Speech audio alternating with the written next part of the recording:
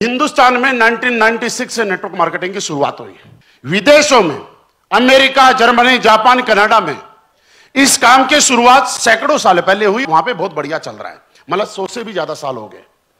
आज भी विदेशों के अंदर कोई नेटवर्क मार्केटिंग करता है तो उस आदमी को आईएएस, आईपीएस एक राजनेता की तरह एक इज्जत और रेस्पेक्टेड नजरों से देखा जाता है समाज के अंदर।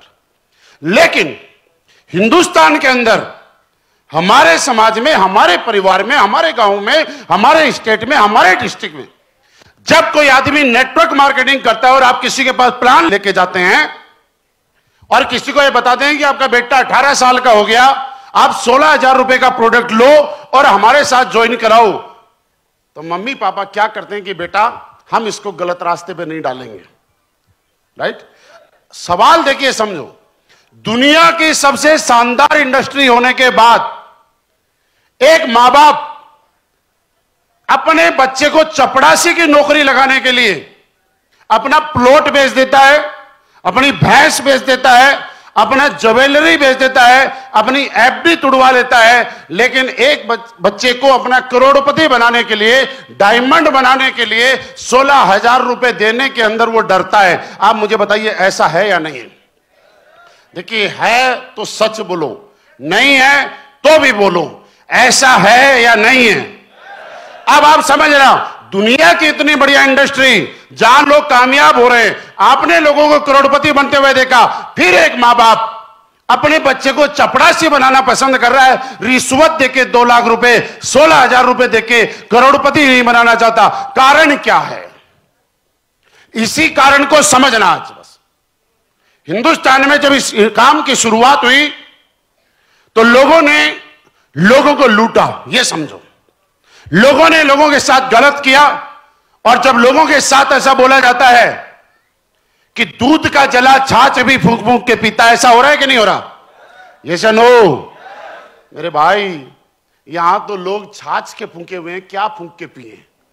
दूध का तो दूर की बात है, छाछ से फूंके हुए बैठे हैं। आपको सब जगह मिलेंगे। कोई 6 महीने टाई बदलता है, कोई 10 महीने में टाई बदलता है, कोई 1 साल में टाई बदलता है, कोई 2 साल नेटवर्क मार्केटिंग करता है, 6 महीने रिटायरमेंट हो जाता है, फिर करता है, फिर नहीं करता। ऐसा होना, इस वजह से इंडस्ट्री बदनाम है। इस वजह से इस इंडस्ट्री को लोग मोहब्बत नहीं करते, प्यार नहीं करते।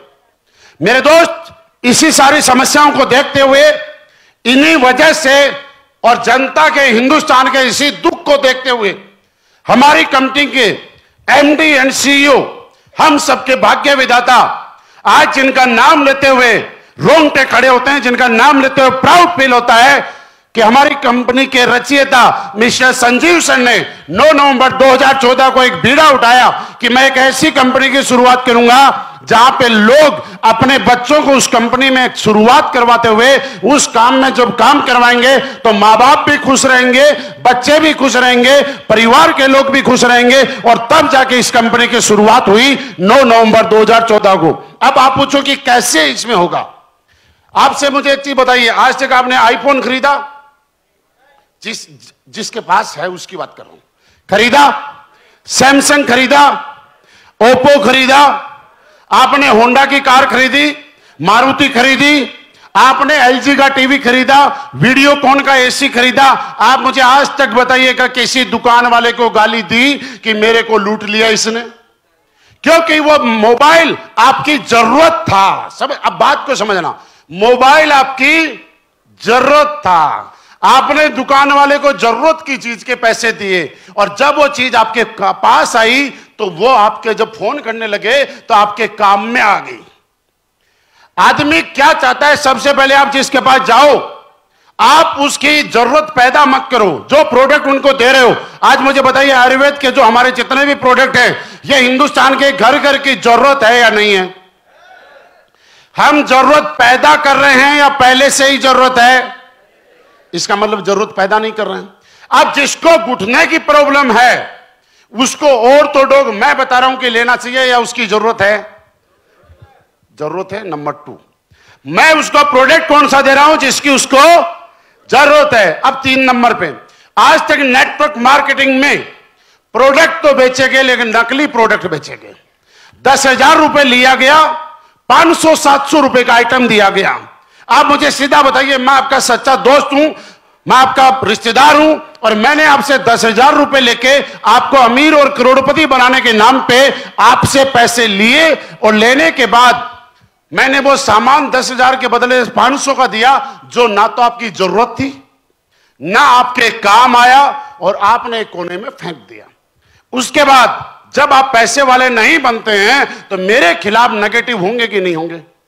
हमारे यहां पे क्या हुआ कि हमने लोगों को वो प्रोडक्ट दिए जो उसकी जरूरत थी, और जैसे ही उसकी जरूरत पूरी हुई तो उसकी कीमत वसूल हो गई। जिसको घुटने का दर्द है, डॉक्टर ने बताया कि 2.5 लाख रुपए लगेंगे।